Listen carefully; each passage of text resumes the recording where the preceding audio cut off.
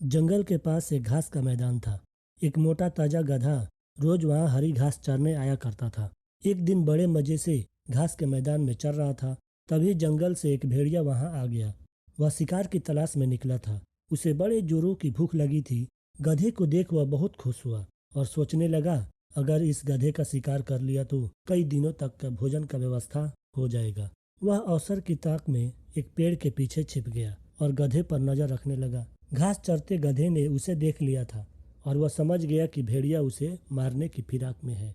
वह यह सोच ही रहा था कि भेड़िया उसकी ओर आने लगा। जान बचाने के लिए गधे ने एक युक्ति लगाई और वह लंगड़ा कर चलने लगा।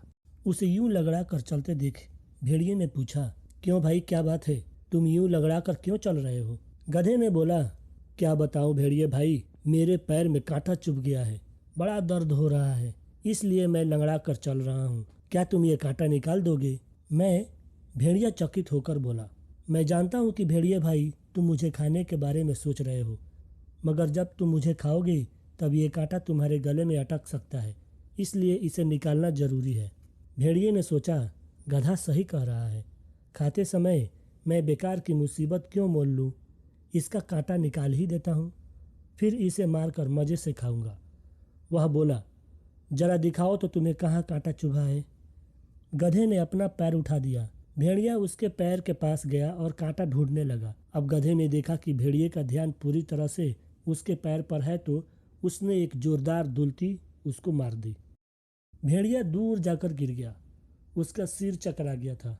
उसे दिन में ही तारे नजर आने लगे।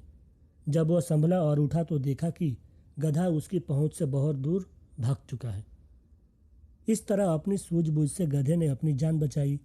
भेड़िया सोचने लगा, जो काम मेरा नहीं बल्कि वैद का था, अर्थात कांटा निकालने का काम, उसे करने के चक्कर में मैं बुरी तरह से पिट गया और अपने शिकार हाथ से खो बैठा। आइंदा से उस काम में मैं कभी हाथ नहीं लगाऊंगा जो मेरा नहीं है।